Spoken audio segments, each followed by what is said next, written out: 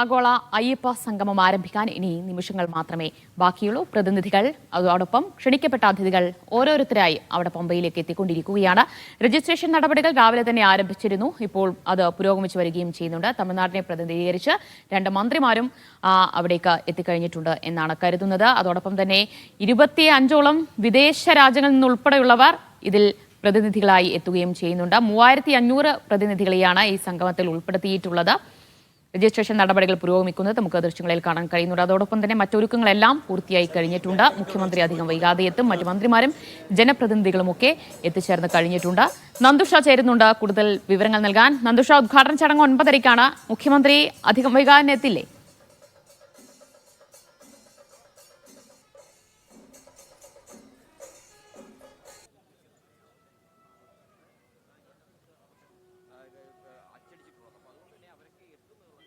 നന്ദുഷ, കേൾക്കാമോ?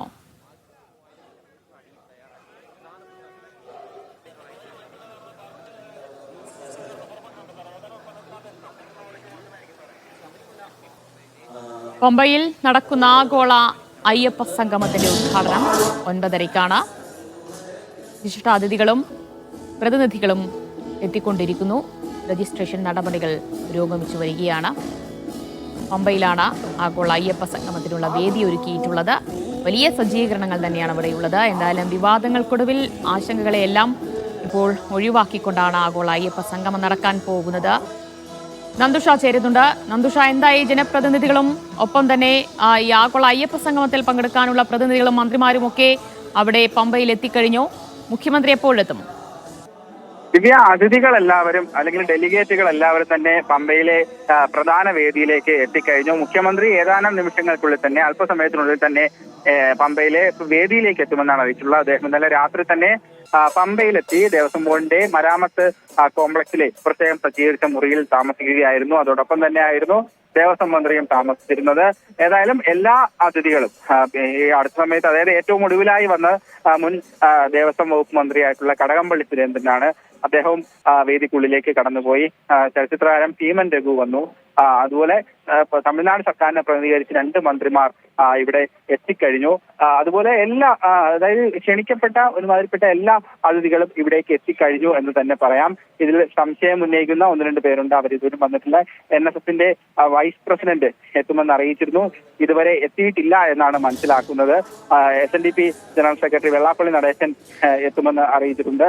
അദ്ദേഹം അല്പസമയത്തിനുള്ളിൽ തന്നെ വേദിയിലേക്ക് എത്തുമെന്നാണ് അറിയിച്ചിട്ടുള്ളത്. KPMSന്റെ ഭാഗമായി പുനല ശ്രീകുമാർ ഇവിടെ എത്തിയിട്ടുണ്ട് എന്നാണ് അറിയാൻ കഴിഞ്ഞത്. ഏതായാലും എല്ലാ അതിഥികളും പമ്പയിലെ പ്രധാന വേദിയിലേക്ക് എത്തിക്കഴിഞ്ഞു എന്ന് തന്നെ പറയാം. ഇനി മുഖ്യമന്ത്രി വന്ന് ഉദ്ഘാടന ചടങ്ങുകൾ ആരംഭിക്കുക മാത്രം ചെയ്താൽ മതി. ബാക്കി സജ്ജീകരണങ്ങളൊക്കെ തന്നെ പൂർത്തിയായി കഴിഞ്ഞു. സുരക്ഷയുടെ കാര്യത്തിൽ പോലും പോലീസിന്റെ ഭാഗത്തുനിന്നുള്ള എല്ലാ സജ്ജീകരണങ്ങളും പൂർത്തിയായി. നിലയ്ക്കൽ മുതൽ തന്നെയുള്ള ക്രമീകരണങ്ങൾ അവർ പൂർത്തിയാക്കിയിട്ടുണ്ട്. നിലയ്ക്കൽ മുതൽ പമ്പ വരെയാണ് പോലീസിന്റെ 8 സുരക്ഷാ സോണുകളുള്ളത്. ഈ 8 സുരക്ഷാ സോണുകളിലായി ഏതാണ്ട് 1500ഓളം പോലീസുകാരെയാണ് വിന്യസിച്ചിട്ടുള്ളത് എന്ന് ഇന്നലെ ശബരിമലയുടെ സുരക്ഷാ ചുമതലയുള്ള അല്ലെങ്കിൽ സുരക്ഷാ മേൽനോട്ടം ഒക്കെ വഹിക്കുന്ന ADGP S ശ്രീജിത്ത് നമ്മളോട് സംസാരിച്ചപ്പോൾ തന്നെ പറഞ്ഞിരുന്നു.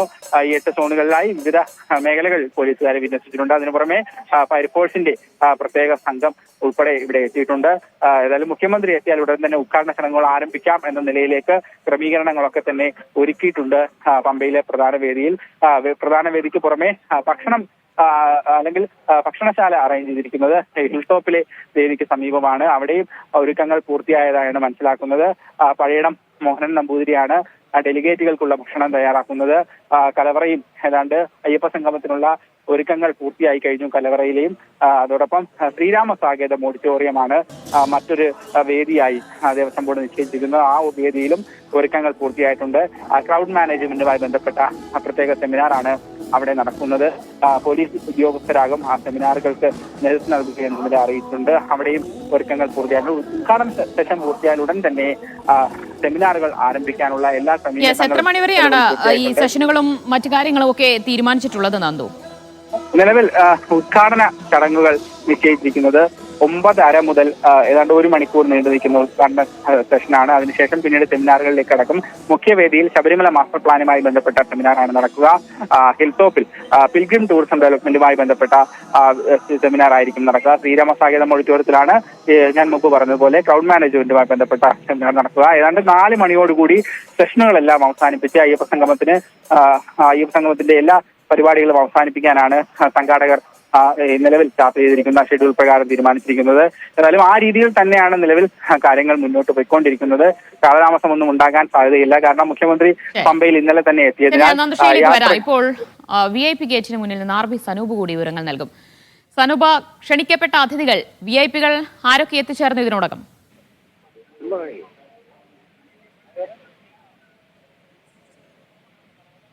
ജിൽസി, ക്ഷണിക്കപ്പെട്ട അതിഥികളൊക്കെ എത്തി തുടങ്ങിയിട്ടുണ്ട്. VVIP-കളൊക്കെ വന്ന് തുടങ്ങിയിട്ടുണ്ട്.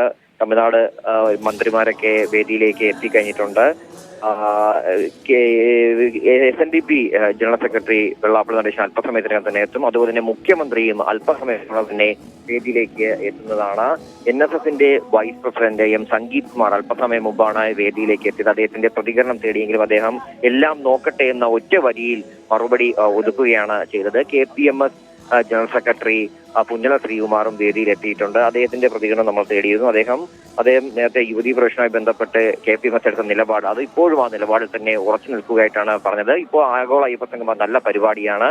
അതിന്റെ ഫലം പിന്നീട് എന്താകുമെന്ന് അതിപ്പോൾ പറയാൻ കഴിയില്ല. എന്തായാലും പരിപാടി നടക്കട്ടെ എന്നുള്ള കാര്യം തന്നെയാണ് അദ്ദേഹം പറഞ്ഞത്. ഇത് വിവാദങ്ങൾക്കൊന്നും ഇനി അടിസ്ഥാനമില്ല എന്നുള്ള കാര്യം കൂടി അദ്ദേഹം പറഞ്ഞിട്ടുണ്ട്. അങ്ങനെ കൃത്യം 9:30 മുഖ്യമന്ത്രി എത്തുക. അത് കഴിഞ്ഞാൽ ഉടൻ തന്നെ ഈ ഉദ്ഘാടന പരിപാടിയിലേക്ക് പോകും. ആദ്യമായിട്ടാണ് ഇങ്ങനെ ഒരു ആഗോള അയ്യപ്പ സംഗമം ഇന്ത്യയിൽ തന്നെ നടത്തുന്നത്. അതുകൊണ്ട് അതിന്റെ മുന്നൊരുക്കങ്ങളും എല്ലാം തന്നെ കൃത്യമായിട്ടൊക്കെ നടത്തിയതെങ്കിലും രാഷ്ട്രീയമായിട്ടുള്ള വിവാദങ്ങളിലേക്കൊക്കെ അത് ചെന്നെത്തിച്ചിട്ടുണ്ട്. പക്ഷേ അതെല്ലാം തന്നെ ഏകദേശം പൂർത്തിയായി കഴിഞ്ഞിട്ടുണ്ട്. ഇപ്പോ അതിന്റെ അടിസ്ഥാനമില്ല എന്ന് തന്നെയാണ് ദേവസ്വം മന്ത്രി VN വാസവനും വ്യക്തമാക്കിയത്.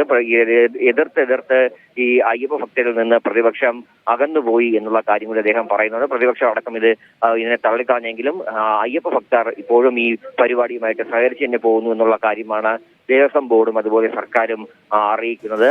ഇനി ഉദ്ഘാടന പരിപാടിയിലേക്കാണ് പോകുന്നത്. ഉദ്ഘാടനം 2 മണിക്കൂറോളം ആ ഉദ്ഘാടന പരിപാടികൾ ഉണ്ടാവും.